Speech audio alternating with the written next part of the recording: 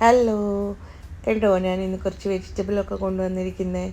ഇത് വീട്ടിനകത്തുണ്ടായിരുന്ന കുറച്ച് വെജിറ്റബിളാട്ടോ. Last finishing vegetables ആയിരുന്നു. അപ്പോൾ ദോശ ഉണ്ടാക്കാമെന്ന് വിചാരിച്ചു. അപ്പോൾ അങ്ങനെ സാമ്പാറിലോട്ട് പോകാമെന്ന് വിചാരിച്ചു. അപ്പോൾ ഇത്ര കുറച്ച് വെജിറ്റബിളേ ഉള്ളൂ. ആകെ ഇതിൽ ബീൻസും ക്യാരറ്റും പൊട്ടറ്റോ ഉണ്ടായിരുന്നുള്ളൂ. അതെടുത്തു. പിന്നെ ആ പരിപ്പിൻ്റെ മേലിൽ നിങ്ങൾ കണ്ടില്ലേ, അത് കായമാണേ. പിന്നെ അറിയാലോ, തക്കാളി. ഞാൻ പരിപ്പെടുത്ത് കഴുകി കുക്കറിലിട്ടു.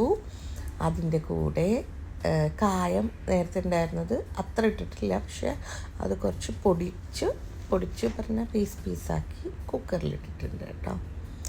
ഇനി അതിലേക്ക് നമ്മൾ കട്ട് ചെയ്ത് വെച്ച ഉള്ളി ഇടുക, വലിയ ഉള്ളി, സവാള. അതിനുശേഷം കുഞ്ഞുള്ളി ഇടുന്നുണ്ട്, കുഞ്ഞുള്ളികളിടുക. കുഞ്ഞുള്ളി സാമ്പാറിലിടുമ്പോൾ ഒരു പ്രത്യേക ടേസ്റ്റാണല്ലേ. എനിക്കിഷ്ടമാണ് അതിങ്ങനെ ഇടുമ്പോഴല്ല, അത് ഇട്ട് കഴിഞ്ഞ് അതിന്നിങ്ങനെ കഴിക്കുമ്പോൾ അതെടുത്ത് കടിക്കാൻ കിട്ടുമ്പോഴാണ് അതിൻ്റെ ടേസ്റ്റ് അല്ലേ. പിന്നെ എന്താണെന്നറിയോ, ഇത് കുറച്ച് വെജിറ്റബിളേ ഉള്ളൂ കേട്ടോ. അത് വെച്ചിട്ട് ഞാൻ ആദ്യം വിചാരിച്ച് ഇഡ്ഡലി സാമ്പാർ, നമ്മളങ്ങനെ ഇഡ്ഡലിയും ദോശയും കഴിക്കാൻ വേണ്ടി ചെറിയ സാമ്പാർ ഉണ്ടാക്കില്ലേ, അങ്ങനെ ഉണ്ടാക്കാമെന്ന് വിചാരിച്ച് നോക്കിയപ്പോൾ അതിനകത്ത് കുറച്ച് ബീൻസും ക്യാരറ്റും ഇരിക്കും. പിന്നെ പൊട്ടറ്റോ ആണെങ്കിലും അതും ഇങ്ങനെ മുള വരാനൊക്കെ ആയ പോലെ. അപ്പോൾ പിന്നെ എല്ലാം കൂടി എടുത്തിട്ടിട്ട് അങ്ങ് തട്ടി. വെളുത്തുള്ളി ഞാൻ കുറച്ച് അധികം ഇടുന്നുണ്ടേ, അപ്പോൾ അറിയാലോ. അപ്പോൾ പരിപ്പൊക്കെ ആകുമ്പം ഗ്യാസ് ഫോമാവണ്ടെന്നൊക്കെ പറഞ്ഞിട്ടാണ് വെളുത്തുള്ളി ഇട്ടത്. പിന്നെ എല്ലാ വെജിറ്റബിൾസും കുക്കറിലേക്ക് ഒരുമിച്ച് തട്ടി. ഇങ്ങനെ വേവുള്ള വെജിറ്റബിളെല്ലാം കുക്കറിലേക്ക് ഇട്ടിട്ട് ചെയ്യുക. പിന്നെ അധികം ഇപ്പം നിങ്ങൾ വെജിറ്റബിളിൻ്റെ കൂടെ നമ്മളുടെ വെണ്ടയ്ക്ക, മുരിങ്ങക്ക, അതുപോലെ വഴുതനങ്ങ അതൊക്കെ എടുക്കുന്നുണ്ടെങ്കിൽ അതൊന്നും നമ്മൾ കുക്കറിലിടണ്ട കേട്ടോ. കുക്കറിലിടണ്ട. ഇൻസ്റ്റെഡ് നമ്മൾ ഇത് ചെയ്താൽ മതി. ജസ്റ്റ് ഇങ്ങനെ ഞാൻ പറഞ്ഞുതരാം, എണ്ണയിൽ വഴറ്റിയിട്ട് പൊടി വഴറ്റുമ്പോൾ കേട്ടോ. ഇനി കുക്കർ ഓൺ ചെയ്ത് വെച്ച് അതിനുശേഷം അത് അവിടെ വെന്തതിന് ശേഷം ഇപ്പം ഞാനൊരു പാൻ വെച്ചിട്ട് അതിനകത്ത് കുറച്ച് എണ്ണ ഒഴിച്ചിട്ട് നമ്മൾ അതിനകത്ത് പൊടികളിടുക.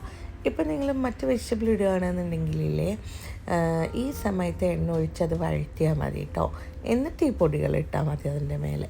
അപ്പം മല്ലിപ്പൊടി ഇട്ടു, മുളക് പൊടി ഇട്ടു, പിന്നെ സാമ്പാർ പൊടി ഇടുന്നുണ്ട്. സാമ്പാർ പൊടി ഇട്ടിട്ടുണ്ട്. അതിന് ഓൾറെഡി ഉണ്ടാക്കി വെച്ചിട്ടുണ്ടായിരുന്നു സാമ്പാർ പൊടി.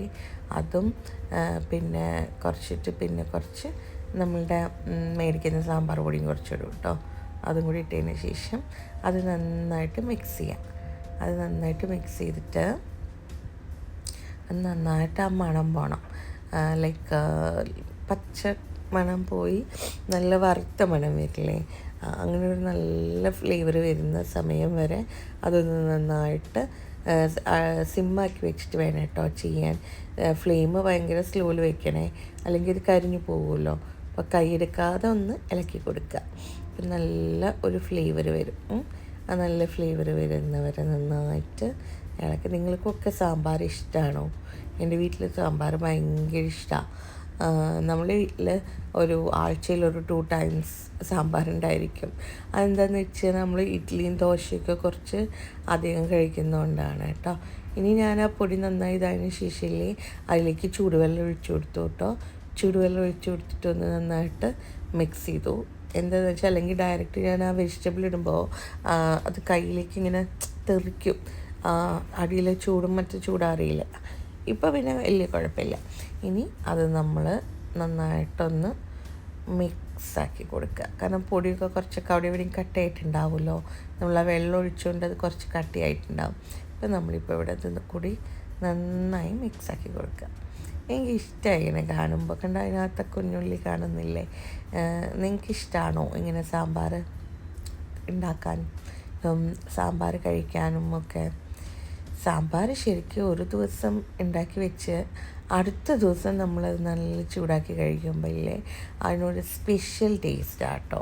ഇവിടെ എല്ലാവർക്കും അതങ്ങനെ ഇഷ്ടമാണ്. അത് ഇങ്ങനെ ഉടഞ്ഞ് വരണം, മസാല അവിടെയും ഇവിടെയും ഇങ്ങനെ കട്ടിയായിട്ട് നിൽക്കും. ഇനി അത് തിളച്ച് വരുമ്പോൾ അത് തനിയെ ഉടഞ്ഞു പോയിക്കോളൂ കേട്ടോ. ഞാനിത് വല്ലാണ്ട് ഇളക്കണത് എന്താ വെച്ചാൽ കഷ്ണം ഞാൻ അത്രയ്ക്ക് വേവിച്ചിട്ടില്ല. ഒരുപാട് വേവിച്ച് കഴിഞ്ഞാൽ പിന്നെ ഇങ്ങനെ ഇട്ട് ഇളക്കാനും പറ്റില്ല കേട്ടോ. ഇങ്ങനെ ഇട്ട് ഇളക്കി കഴിഞ്ഞാൽ അതെല്ലാം പൊടിഞ്ഞു പോവും. നല്ല ഭംഗിയല്ലേ കാണാൻ, ഇങ്ങനെ എല്ലാ കഷ്ണം കൂടി ഒരുമിച്ച് കിടക്കുന്നത് കാണാൻ.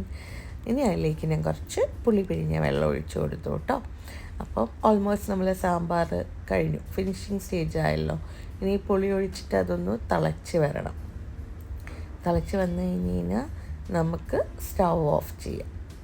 സിമ്പിളല്ലേ? ഞാൻ നാളികേരം അരച്ച് വെക്കുന്നവരുണ്ട്. ആദ്യമൊക്കെ ഞാൻ നാളികേരം അരച്ചാണ് എപ്പോഴും വെച്ചിരുന്നത്.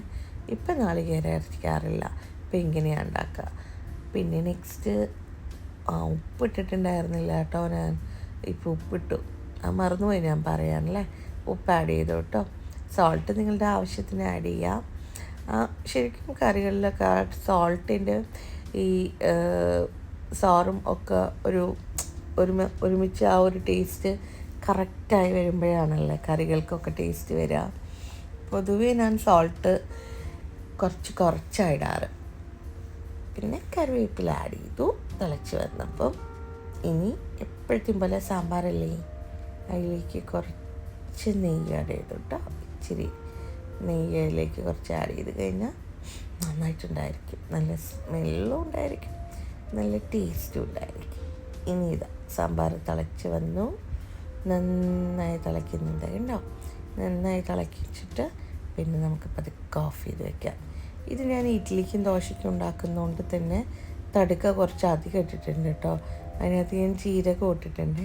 സാധാരണ ഇങ്ങനെ തടുക്ക ഇടുമ്പോൾ ജീരകം ഇടാറില്ല കേട്ടോ. ഇത് ഇഡ്ഡലി ദോശ സാമ്പാർ ആയതുകൊണ്ടാണ് ഞാൻ തടുക്കയിൽ ജീരകം ആഡ് ചെയ്തത്.